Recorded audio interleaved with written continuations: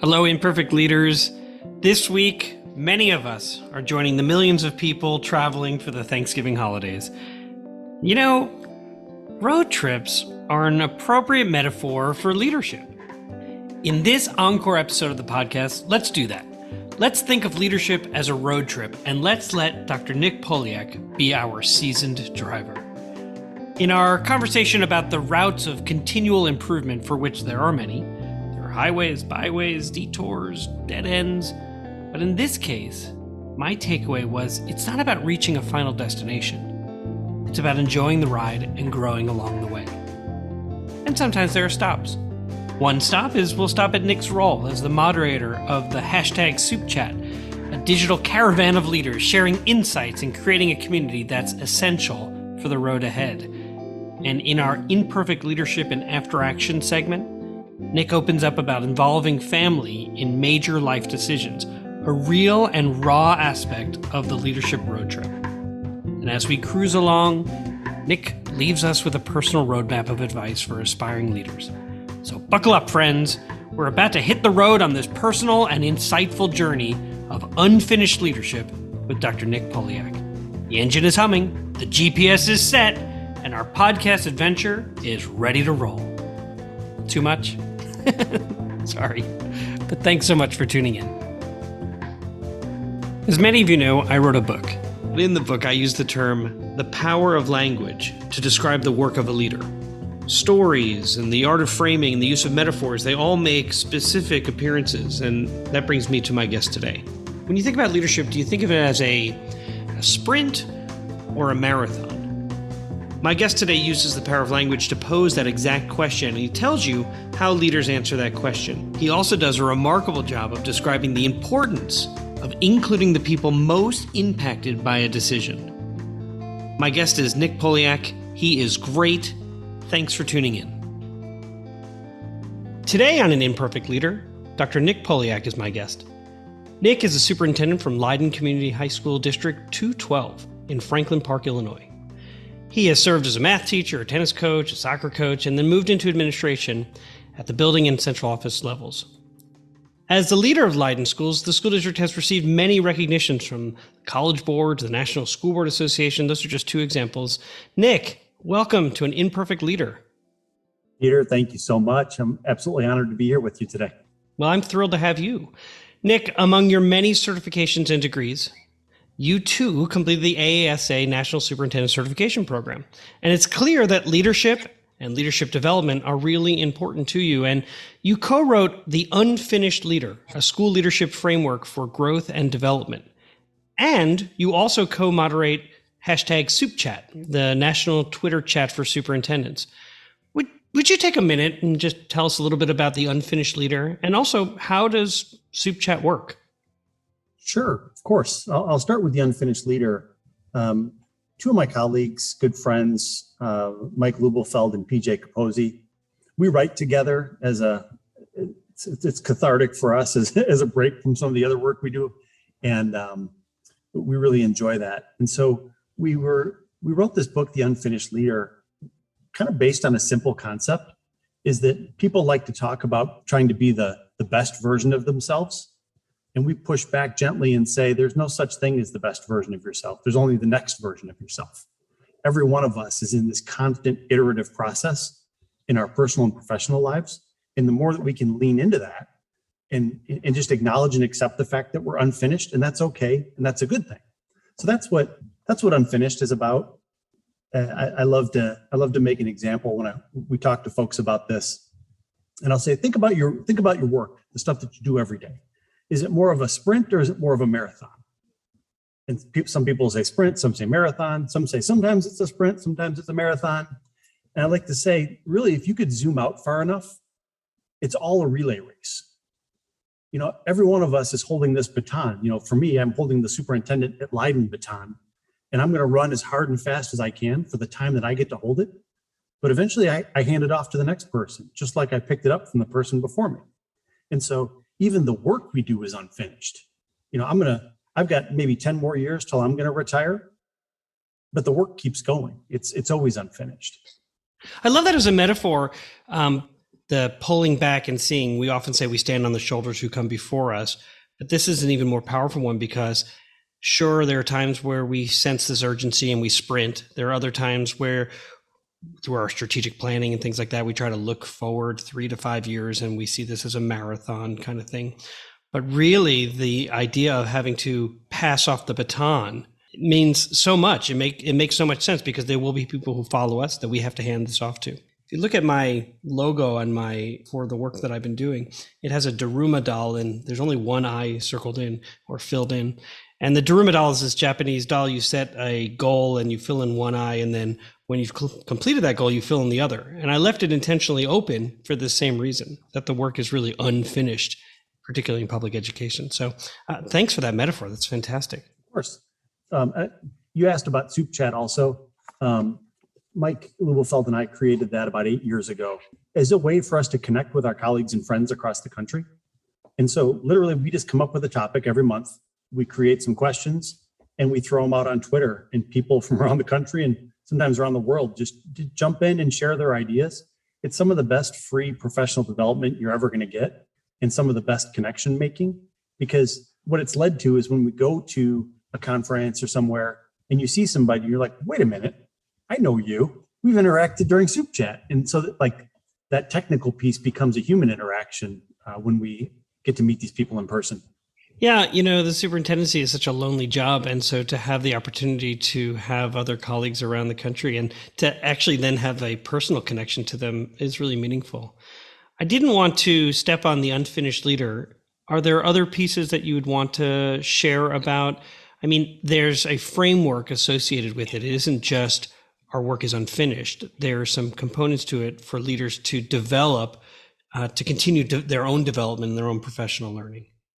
Yeah, I mean, we started off, we sectioned it, and we purposely start with empathy and equity, those lenses, because if you come to my school district, for example, I serve a community that is majority labeled as low income. We're about 70% Latinx, and I am neither of those. And so if I look at my lived experiences and who I am up to this point, my lived experiences don't necessarily match the community I serve. So how can I ever be the leader they need me to be unless I start my work with a lens of empathy to understand those people that I serve and what their needs are, and the lens of equity to what do I need to do to help the people that I'm charged to serve. So that's an example, I think, of what people might experience if they look at the book. Thank you. In the leadership model that I use to advise others, there's a dimension called nested patterns. Actually, empathy and compassion are two in there. But nested patterns really references or refers to the muscle of an organization's work. And inside that dimension is a term, high levels of collaboration and shared leadership. And in learning more about you, I've noticed a few things. You've been a co-author of The Unfinished Leader. You've also been the co-chair of AASA's Transformational Leadership Consortium. Working with others and sharing leadership seems to be really important to how you lead. And I wonder, would you talk a little bit about that? Why is collaboration so important for leaders to practice? Thanks, Peter. There's a very simple thing that I refer to often, which is that we're better together. Could I possibly have all the good ideas that are necessary to do the work that I do? No, it's never going to happen, right? But we collectively have the good ideas that we need. And so who's the we? How do I collect people and collect ideas? And I love leading the Transformational Leadership Consortium because we go on site visits across the country. We pick school districts that are doing innovative things, and we go there together as a group, and we learn from the school district. We get to know each other. We build, professional, collegial relationships with all these folks across the country. And then we take these ideas that we see in school districts and we say, well, that wouldn't maybe work in our district, but if I adapt it a little bit, this is the version that would work back for us. And so what you end up getting is this collective lift of ideas and learning. And so, everybody benefits across the country if we can all kind of be humble enough and willing enough to learn from one another. I think if anything, post-pandemic, there is a increased willingness to learn from each other because we were all thrust into the most unknown set of circumstances, and we had to learn from each other about everything from how do I get food to children who are not coming to school? How do I get technology to them? How do I make sure their mental health services are needed? How do I make sure that, as we know, particularly in the district you just referenced in Leiden, if you have a high free and reduced lunch population, then it is more likely than not that children were left home while their parents who were in the service industry had to go to work. And so how do you do all those things? And leaving that all on your shoulders or your team's shoulders, I'm sure was seen as an impossible task, but not when you could reach out to others and figure that out together. Absolutely. I asked this question to every guest, and I was nervous to ask you because of your book, because I think that there's probably some similarities between the terms unfinished and imperfect. I wonder, though, how does the term an imperfect leader resonate with you? I really like the term imperfect leader. It brings me back to, I talk often to people about this idea of the imposter syndrome. You know, someday somebody's going to find out I don't know what I'm doing and I'm not prepared.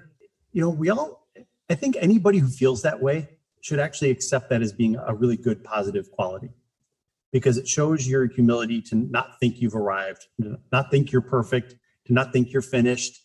And so if we can all just kind of lean into it and surround ourselves with people, be willing to let that collective lift drive us instead of the personal one, because we're all imperfect, we're all unfinished. And so, you know, if you can be humble enough to accept that and just say, yeah, I'm gonna have to learn from Peter today, but hopefully Peter's gonna learn from me, and we both walk away maybe less imperfect, closer to this idea of finished than we were, you know, an hour earlier. An Imperfect Leader, Leadership in After Action is supported by ILAA, a firm dedicated to supporting aspiring new and established leaders.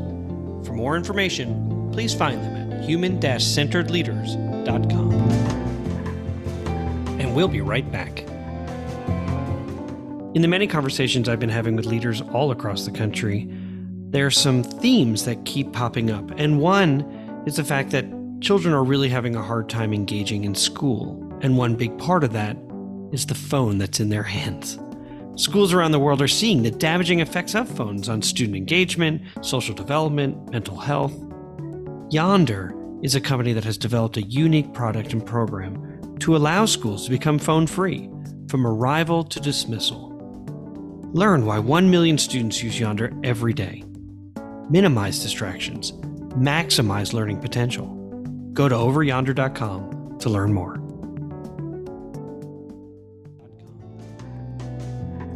We're back for segment 2 of An Imperfect Leader, called Imperfect Leadership in After Action. My guest is Nick Polyak, Superintendent of Leiden School District 212 in Franklin Park, Illinois. And in this segment, we ask our guests to deconstruct a decision that they had to make, and then we just discuss it a little bit. So, Nick, what happened?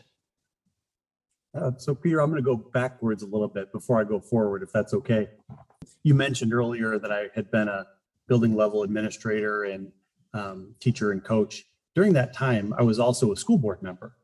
I'd gotten on the school board of the community where I lived and had an experience of that for 4 years before my family and I moved down to Central Illinois for me to be a superintendent.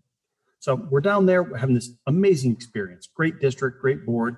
We were there for 4 years, but the superintendent from the district I used to be on the school board for was retiring. And I thought, what better opportunity than to go back to where we were, go back and work with the board that I had been with. And so I decided to apply. And I didn't want to put all my eggs in one basket, so I applied for 3 school districts back then. This was 10 years ago, like 2012, 2013.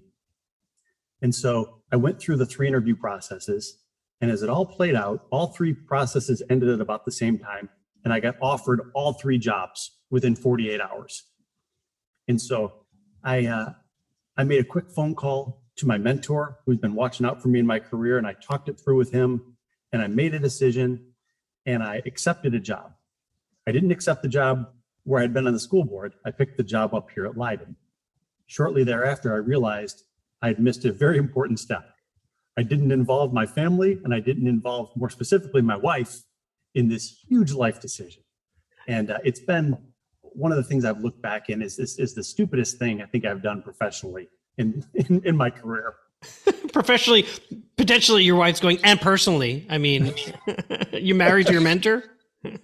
Seriously, yeah.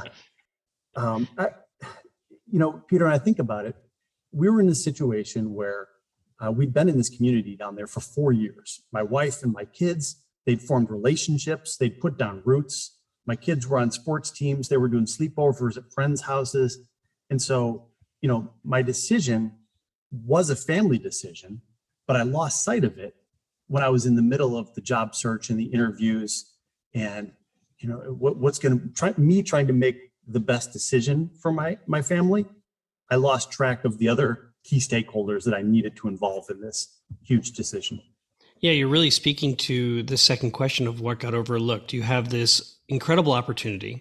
Those who are listening and who have applied for jobs are thinking, you had 3 offers, 3? Wow. So you talk it over with your mentor and you arrive at a decision that really makes sense for you professionally, makes sense in terms of your family, but there's a piece that got missing. Would you add anything else in terms of what got overlooked? No, I think as a former math teacher, I think I let my logic take over instead of the emotional side, and I didn't process it through all the lenses I needed to. I'd come to the conclusion that this is the best thing for us, and I jumped. And I think part of me was worried that if I waited too long, they're just gonna go to the next person, and you get caught up in the flattery of the moment. Right. So there's so much I would do different. What did you learn about relationships, or what new relationships were formed because of it? I think my wife and I, while we went through a rough patch on the back end of that decision, I think it was a wonderful learning moment for us as a couple and as a team for our family. And so, me having to eat a lot of it of humble pie to own up to what I had done or not done there. I think we came out the back end of that stronger as a couple. It took us a little while to get there, but we're stronger now. I imagine also for your children or for those who are close to you and observing that, you really did model. I mean, when you're a superintendent, that relationship between your job and all of the responsibilities that come with that, and your job as a spouse and a parent and a strong, friend and member of the community, they have a constant pull. They're both pulling you in different directions. I imagine those watching you were able to see how you modeled how you deal with conflict, as opposed to throwing up your hands and saying, that this is sort of we've reached the point of no return kind of thing. So sure, yeah. What frustrated you? I was frustrated in that process with myself, that I didn't have the foresight, and I stepped right into this. And it was a problem that I couldn't fix. When you go into, especially school administration, we're fixers. There's a lot of planning and foresight, but a lot of times the phone rings, the person comes in your office, and you're trying to fix. In this particular case, there was nothing that was going to fix it but time and trust being rebuilt. And so I think I was just frustrated that I let myself get caught up in it without taking a step back to process before going forward. What could you have done differently? People are like, I could tell you what he could have done differently, but say, everybody's nodding their head going, I know. Exactly.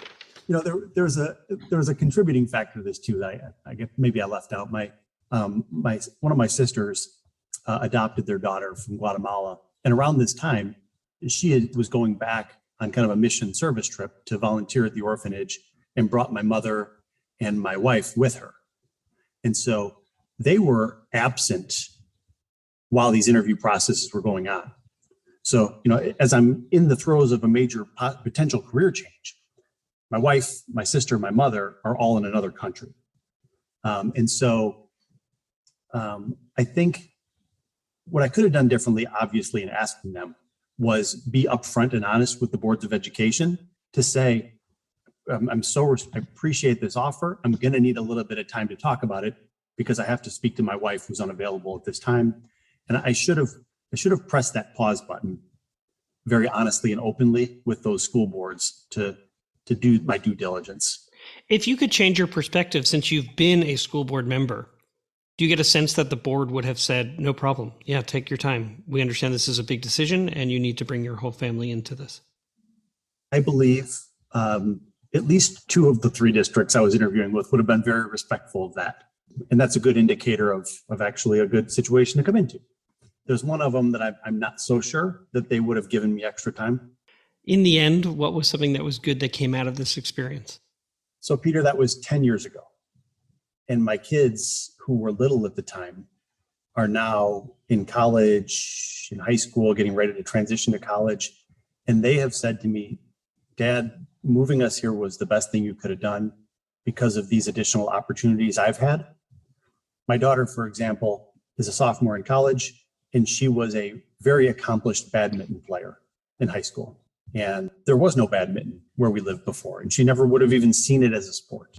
My son is applying for colleges right now and has taken, in different advanced placement courses. We didn't have all those courses in the district where we lived before. And so my children have actually reported to me that what we did has benefited them academically, personally, athletically. And so, it makes me feel a whole lot better now. I was going to say, you're a little bit off the hook. Yeah. I guess the journey was rough, but the end result was good. In the end, this podcast is designed to help aspiring and early in their career, established leaders learn from the experience of other leaders. No doubt they're getting that from your book, The Unfinished Leader, as well. What advice would you give to an aspiring leader? Peter, I love teaching aspiring superintendents and trying to help in any way possible. The simple advice I give is be humble and work hard. Leadership positions, my experience has been, can often attract type A personalities and people who think they have all the answers. And having been a superintendent for 14 years now, the people with that kind of mindset, they come and they go, right? They burn out. They're not relationship builders. They run into problems. They're argumentative, whatever attributes you want to put there. But the people that are going to put their head down and work hard and be humble enough to say, I need help. I'm going to bring in somebody else. I don't need the recognition. I just need the good outcome for our students. Those are the people that thrive. So, be humble, work hard. It's a pretty simple outline. It sounds like be humble also means to serve as that lead learner, to admit when you've made a mistake. Does that resonate? It does. Yeah. Being willing to admit mistakes, to me, ranks right among being willing to say, I don't know this answer. We write in the book about this idea, this manifestation of a bag of tricks, that you go through your life and you gather experiences and solutions and you throw them into your bag of tricks. And then, when you come upon something, you look in there and you say, well, do I have the answer to this one? And sometimes your bag does, but more times than not, it doesn't. And so are you humble enough? Are you willing enough to turn to the person next to you and say, hey, can I look in your bag? Do you have this one? Because I don't. And the frustration through the pandemic was all of us were looking in our bags and they were all empty. Well, they were full, but you're like, I don't know, juggling. This seems like, what am I, what is it, the tape that you pull out of your mouth, with lots of the colors and just keep, none of these things are actually going to help me in this predicament. Correct. Exactly. Where did you learn that? Where did you learn those two in particular when you give that advice of being humble and working hard? Who taught you that? I have had amazing mentors and colleagues throughout my career. When I think about the Illinois Association of School Administrators, IASA, and AASA, the American Association of School Administrators, the people I've met through these aspiring programs, the people I've met through the Transformational Leadership Consortium, I think I'm fortunate to have one of the most amazing networks of colleagues and friends. And so I see them doing it. We learn from the people in our lives every day. Some people, they teach us lessons about who we want to be and what we want to do. And other people teach us lessons about who we don't want to be and what we don't want to do. And so, gathering those people and taking the lessons where you get them, they build us all into the next version of ourselves. When you talk about the transformational piece, the consortium, what was one innovation that you saw that you looked to bring to your own district? While you're thinking about that, I went to Ann Arbor, Michigan because my AASA partner was the superintendent there. So Janice Swift was amazing. And I learned there about their early college programming, that kids in high school could take courses at local community colleges and graduate with their high school diploma as well as their associate's degree. And I thought, oh my God, why are we not doing that? Our Chamber of Commerce said, yeah, why are we not doing that? And so it became a real rallying cry, that kind of innovation. It's those types of visits that open your eyes to opportunities. So I'm so glad to know that there's a actual coordinated effort to bring superintendents and leaders from around the country together to just do some dreaming and to see those dreams in action, because it's one thing just to dream, but it's another thing to see somebody doing it and being able to talk about what didn't go so well, what did go so well, and how they might bring it to their own district. Yeah. So I'm going to give you two examples from our site visits. One, we were in Ohio at a school district, and I saw an online PE course. And so it was a asynchronous course where if a student is already very physically active and they want to wear a heart monitor to register their workouts and show that they're getting, physical activity in lieu of a PE class during the day, which would then open up another course in their day for some career pathway, something they're interested in, they want to do, why not let them do that? And so we took that idea and brought it back and adapted it. And now we're running that in both of our high schools to where kids can access that. I will tell you, without naming the school district, that's a great innovation. It really is. I mean, you say the word innovation and one thinks that has to be so profoundly, it's a real way of just thinking or seeking a third alternative. I will tell you, though, I talked to one district that was doing something similar for summer school, and they nailed a kid because he had tied it to his dog, and they did a home visit to say, your heart rate is incredibly high, and we need to talk. It was like, oh, no, it's the dog. we're here on a wellness visit to make sure that's you're right. okay. I'm just making sure that you're not in like having a cardiac arrest or something. But no, that was one idea spark that we amended and brought back and localized. I'll tell you, another district we went to was very proud of their computer program. They were one-to-one, but they were what we call BYOD, bring your own device. And so you walked around the school and, Peter's got his MacBook Air, Joe has his Dell, but Nick has the school issued Chromebook. Because if you have a device, go ahead and bring it. If you don't have one, we'll give you one of ours. But then you would walk around their school and the Chromebooks from the school were all ID tagged and etched. And so you knew exactly who the kids were that had computers and who didn't. And it was this staggering, oh my gosh, I would never want to do that to our children. Great intentioned idea, but it was the Scarlet Chromebook, right? This kid had to walk around with this physical manifestation of the fact they didn't have the same resources. It brought me back to my early days in administration, when students that were on free and reduced lunch would go into the office every Monday morning and pick up their 5 red tickets that they could exchange for their free lunches. That's exactly where my head went. We're better than that. We can do better than that. And so I learned from an administrator recently. She said, when you know better, you do better. And so you're right. We can do better. And that is an excellent example of potentially what you might want to avoid doing. Yeah. Wow. My guest again today was Nick Polyak, Superintendent of Leiden Schools in Franklin, Illinois. And Nick, what a treat to get to know you and to learn about you and to learn about your book, The Unfinished Leader. And, you're right. We just keep working at it and we do that work together. And so thank you so much for reminding me about the importance of collaboration, of humility, of working hard, of vulnerability. I've really enjoyed our time together. Thanks so much. Thank you, Peter. Honored to be here. Music for An Imperfect Leader was written and arranged by Ian Varley. Sam Falbo created the Daruma doll butterfly artwork. Imperfect leadership is not a scarlet letter. It is a badge of honor. It recognizes that serving as a lead learner is about being a vulnerable leader, an empathetic leader, a compassionate leader. And I'm proud to be an imperfect leader, so I hope you'll join me next time for another episode of An Imperfect Leader. Leadership in After Action.